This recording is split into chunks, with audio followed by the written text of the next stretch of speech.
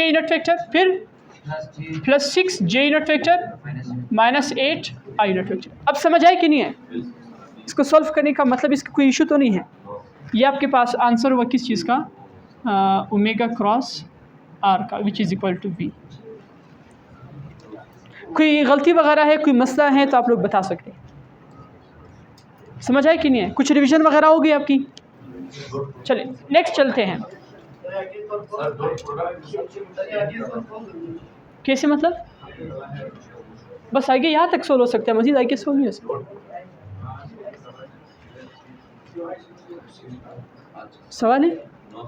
अच्छा चले सही। क्वेश्चन 10 सवाल है किसी का? अच्छा सही। Question 104, one end of string of 1 metre is tied to a body of mass 0.5 kg, it is whirled in a vertical, क्या कह रहे हैं? In a vertical. जब उससे कहा वर्टिकल सर्कल, आपके जहन में आ गया कि भाई ये बेचारा खुद ही कह रहा है कि टेंशन भी सेम नहीं और वी भी सेम नहीं। चलिए सही है भाई, मान लेते हैं। If angular frequency of body is 4 radian पर सेकेंड, अगर एंगुलर फ्रीक्वेंसी कितनी हो? ये हो। What is the tension in the string when a body is eight top most point A, जब ऑब्जेक्ट कहाँ पर हो? टॉप मोस्ट पॉइंट ए पर हो। इसको सॉल्व करना बहुत आसान है, मैंने अभी आपको ये बताया तो आप इससे कर सकते हैं। ये क्वेश्चन नंबर कौन सा है? 104 है। अब जरा देखिए इसको कैसे सॉल्व करेंगे मेरे अच्छे स्टूडेंट्स। टॉप मोस्ट पॉइंट पे टेंशन किस तरफ होती है? टॉप मोस्ट पॉइंट की बात करो, डाउनवर्ड होती है। और फोर्स ऑफ ग्रेविटी भी किस तरफ होती है? डाउनवर्ड। इन दोनों का जो नेट है, जो रिजल्टेंट है, that provides the centripetal force. समझ आ रही से वो कि नहीं आ रहे? यानी मैं क्या कह रहा हूँ कि T plus omega, sorry omega किधर से है, T plus W weight is equal to centripetal force. समझते नहीं? नहीं टेंशन डाउनवर्ड होगा ना। ये देखिए स्ट्रिंग है, स्ट्रिंग यहाँ, ये स्ट्रिंग है, ये टेंशन होगा ये बात। अगर टेंशन कौन सा फोर्स है? जो ऑब्जेक्ट को गिरने से बचाता है। तो कौन सा ऑब्जेक्ट गिरने से उसको बचाता है? ये वाला फोर्स उसको गिरने से बचा रहा है। जिस तरह से ये पंखा है, ये पंखा लग रहा है, देखो वहाँ से मतलब हुक उस पे जो है वो फोर्स लगा रहा है। अब ये जो टेंशन है ये इसको गिरने नहीं दे रहा है, इस चीज़ को, इस रोटेटर को गिरने नहीं दे रहा है। इस वजह से टेंशन किस तरफ पॉइंट करता है? अपवर्ड पॉइंट करता है। इस तरह से बॉडी मूव करती है, टेंशन यहाँ पे इस तरफ पॉइंट आउट कर रहा है। अच्छा देखिए ज़रा, T plus W equals to centripetal force. आपको जो सवाल आपसे पूछ रहा है वो क्या है? सवाल कह रहा है कि क्या मालूम करो? बोलो ना भाई, टेंशन मालूम करो। तो W को उधर शिफ्ट करो, ख़त्म हुआ ये किसान -W। इसकी वैल्यूज़ लगाए, जल्दी जल्दी लगाए। सेंट्रीपिटल फोर्स का कौन सा फार्मूला लगाओ? mr omega square minus weight का mg। सॉल्व करो, इसका जो आंसर आता है टेंशन। किसी ने सॉल्व किए हैं? वैल्यूज सब कुछ गिवन है, सही? क्या करूं? कैसे नहीं, कोई धमकी वमकी तो नहीं दे रहा हूँ? असॉल्व का मेरा तो स्टूडेंट्स ऐसे ही होते हैं। असॉल्व पूछो बच्चे। ना, वो डिपेंड करता है सिचुएशन के ऊपर।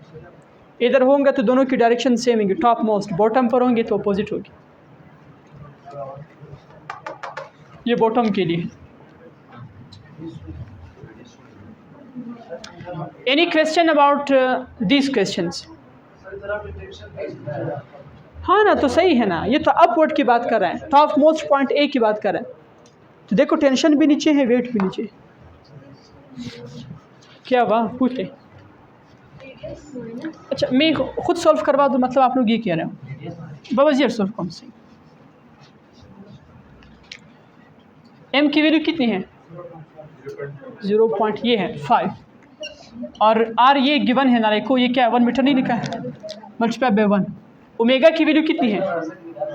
4 का स्क्वायर कितना आता है? 16 माइनस m की वैल्यू कितनी है? 0.5 और g कितना है? 10। यहाँ से क्या आएगा?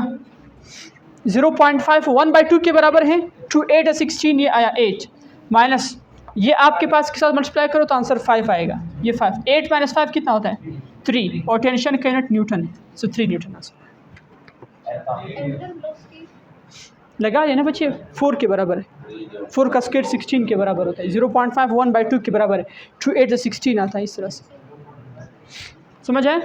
परवेज़ आप खुश हो गए कि मैंने आपको सॉल्व करवा दिया? फिर नहीं कहना सख्त सवाल जान हुआ छो। चलें देखिए इसको जल्दी जल्दी, फिर इसके बाद कुछ मज़ीद प्रॉब्लम सॉल्व करेंगे।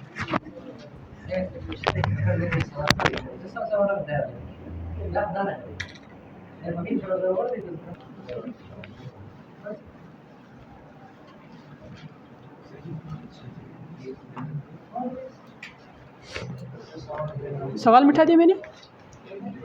नहीं मिठाया। चले अच्छा, चले सही है, इशू नहीं है। वो दूसरा मार्कर वहीं पर है।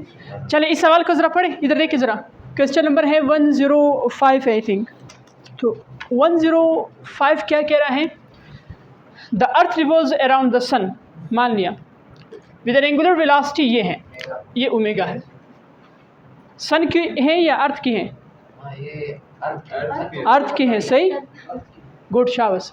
इन a circular path of radius कितना है? 1.8 10 पावर 8 किलोमीटर।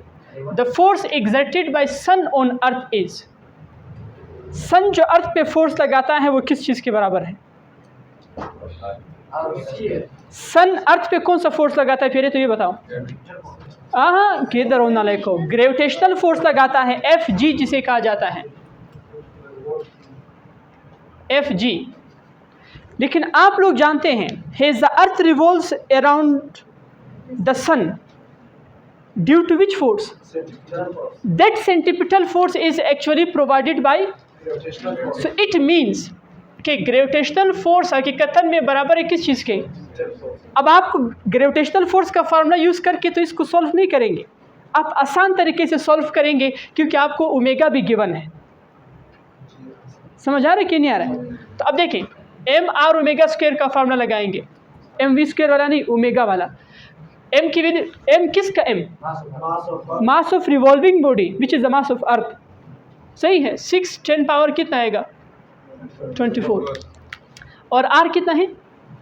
1.5 10 पावर 11। क्लियर है? यहाँ से देखो 10 पावर 11 आया, किलो की जगह 10 पावर 3 लगाओ, 3 + 8 = 11। एंड ओमेगा की वैल्यू कितनी गिवन है?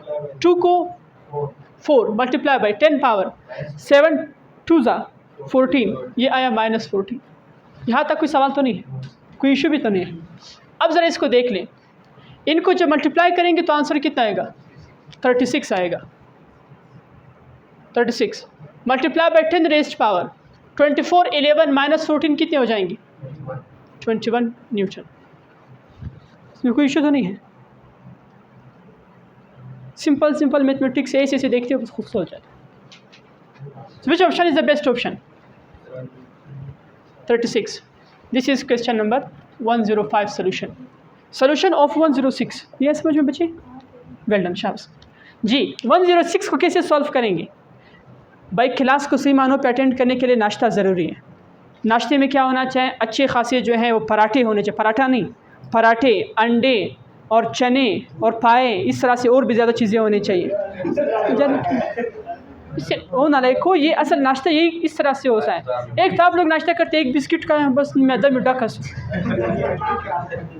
चरक पर मैदा 106 को सॉल्व करते हैं। A rigid body is rotating about an axis of rotation. ये है, अगर कोई बेवकूफ़ स्टूडेंट है वो क्या करेगा? अच्छा ये देखो रेडियस गिवन है, बस इसका रेशो निकालो। लेकिन अक्लमंद स्टूडेंट कभी भी ऐसा नहीं करेगा। वो कहेगा कि चूंकि सवाल वाला पहले ही उसका आंसर बता चुका है कि वो कौन सा बॉडी है।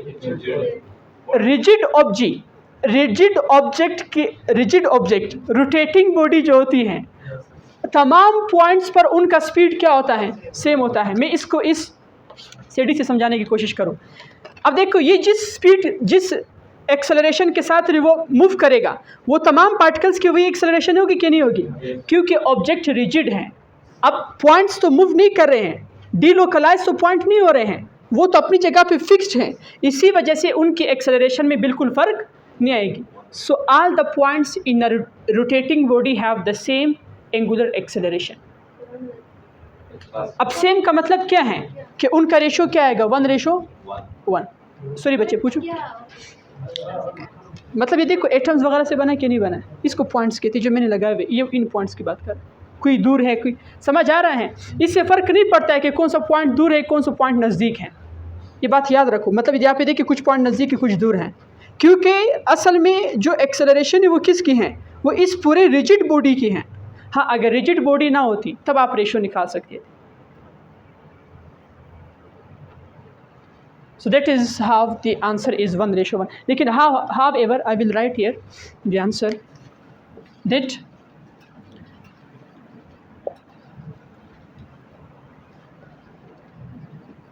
the angular acceleration at all points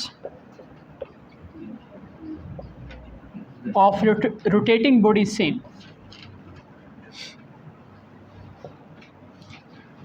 जी यहाँ तक कोई सवाल तो नहीं है। There will be a next chapter tomorrow इंशाल्लाह, be on time. 1 minute late आए तो आपसे एक टॉपिक भी गुजर सकता है। Now the choice is yours.